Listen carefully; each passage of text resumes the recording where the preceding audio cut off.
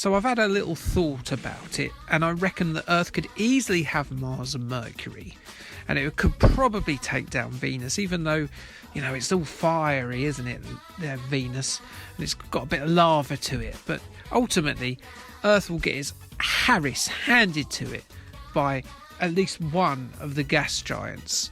Ultimately, Uranus will win in the battle of the solar system because of the several billion years worth of rage it's built up, because of the name tribes it's received off of the other planets.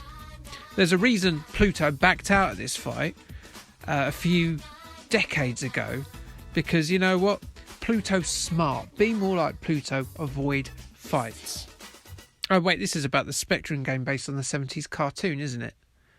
Never mind. In April of 1977, noted TV producer Sandy Frank attended a TV conference in France and witnessed Tatsunoko production Gatchaman. He probably nodded sagely and wandered off. And then Star Wars happened the next month, and he promptly ran back to Japan with a blank cheque for all that interplanetary spaceship zapping. Battle of the Planets began broadcasting on US tellies a year later, with the BBC showing it a year after that. Battle of the Planets was a highly edited version of the original Gatchaman show from Japan, but not to the same level of later Japanese import Mighty Morphin Power Rangers. It followed the plot of the original Gatchaman show pretty gamely, with just reductions on some things such as the violence and swearing within. Battle of the Planets featured 5 brave heroes, otherwise known as the G-Force, as they waged war against Zoltar from the planet Spectra. They piloted a spaceship called the Phoenix, which itself contained a series of smaller vehicles to help them in their pan-galactic struggle. It is a show that is fondly remembered by children of a 70s vintage, with the show making the grade in a pair of those early 2000s best of TV lists that were so popular on Channel 4. I'm sure you remember one or two of them. It's also got a very strong online fan community. It's undoubtedly one of the West's most beloved earlier encounters with anime. You know, before the 90s and all your Akiras, your Studio Ghiblis and your intrusive tentacle porns took over and made the place all disgusting. Microgen acquired the license for Battle of the Planets in 1986 and released the game on all the major 8-bit computers.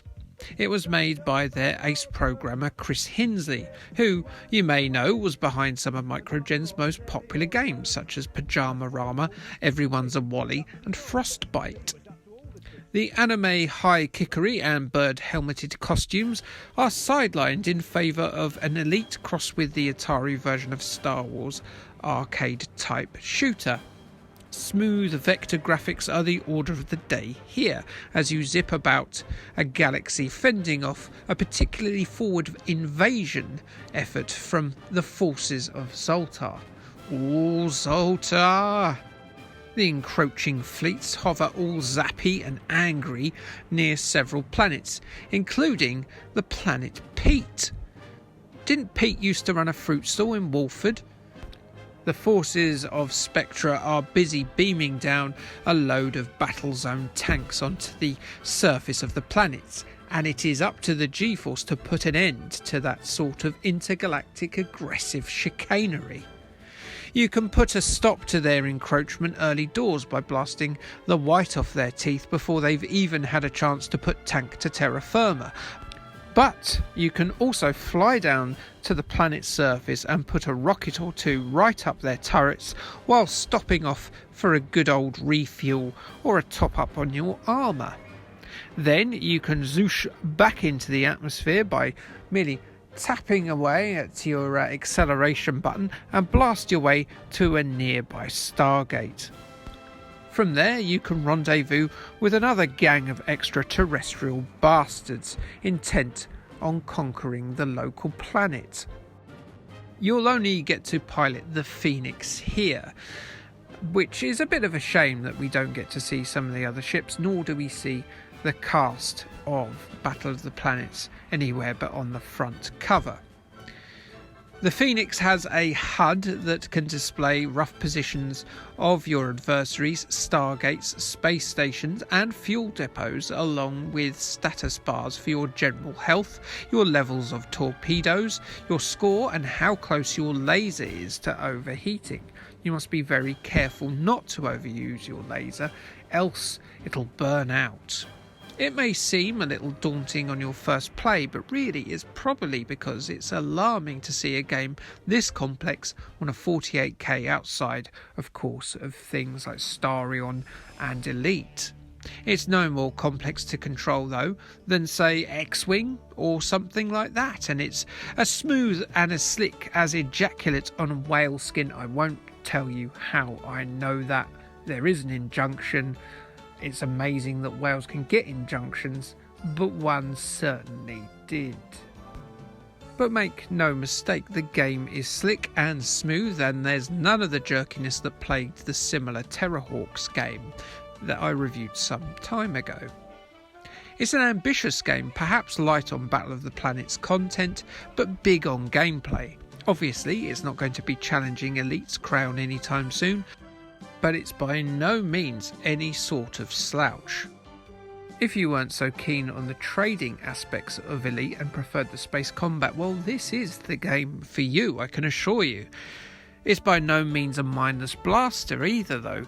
There is an element of strategy on how you can keep your resources and how you're going to tackle the planets and keep them in good order. I genuinely wasn't expecting this game to be much cop at all, but it's ended up being one of the best games I've played so far in this series, some 68 episodes in. It's a tough game, but it's not unfair, and while it does eventually get repetitive, I'm absolutely going to forgive that it has the Death Star representing the planets, because if it doesn't bother George Lucas and his team of lawyers, then it shouldn't bother any of us. Yes, it is a crap use of the franchise, I guess, but it is a bloody good game. Sinclair user gave Battle of the Planets a 4 out of 5, praising Chris Hinsley for the programming work he put into it and the overall level of detail. CMVG also loved it. They gave it an impressive 9 out of 10 and suggest that Elite fans might want to give up trading for a while to indulge in a decent zapping session with a copy of Battle of the Planets.